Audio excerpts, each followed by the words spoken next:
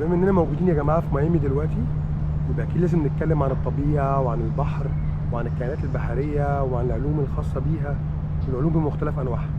ما دام جبنا السيره دي يبقى مفيش اهم ولا اشهر من متحف فيليب وباتريشيا فروست ميوزيوم اوف ساينس ان احنا نتكلم عنه. تعالوا يا جماعه نشوف المتحف ده بيتكلم في ايه بقى. يلا بينا.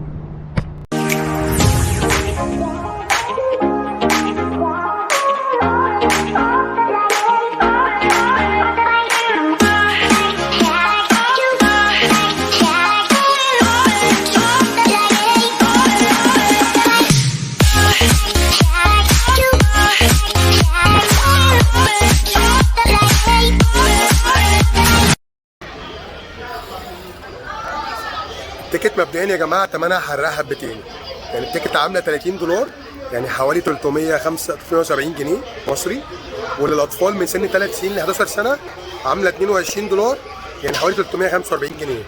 بس صدقوني يا جماعه كل دولار اتدفع في التيكت دي يستحق قيمته، عشان خاطر فيه معلومات حلوه قوي جوه هتشوفوها، وفيها حاجات هتشوفوها جميله جدا. تعالوا يلا يا جماعه نشوف الفيديو بقى، يلا بينا. المتحف دوت يا جماعه هو وورلد كلاس ساينس ميوزيوم، يعني متحف عالمي للعلوم، اتعمل عشان خاطر ينشر العلوم وينشر الاختراعات المستقبليه. كلام كبير علينا يعني. anyway هو المتحف مكانه في داون تاون ميامي في 1101 بيسكن بوليفارد في ميامي في فلوريدا، وهو شغال كل يوم من الساعه 10 الصبح لغايه 7 بالليل. بصوا يا جماعه الكائنات دي لطيفه جدا، الفكره اللي متاخده عنها خطا تماما يعني. ممكن ده عادي تحط ايديك في الميه اهي تلعب معاها. بص بس جميل ازاي.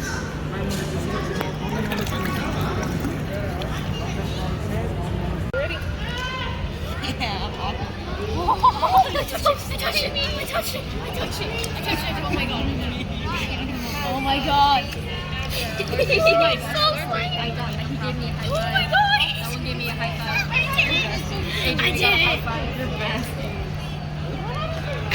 Oh my god. He's so friendly. I love him.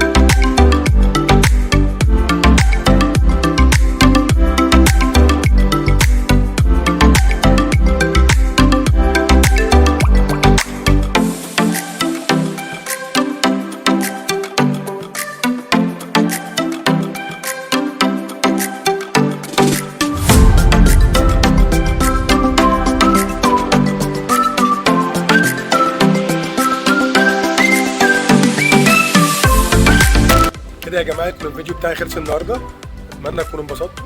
اشوفكم ان شاء الله في مره جايه في فيديوهات جديده. يلا باي باي يا جماعه.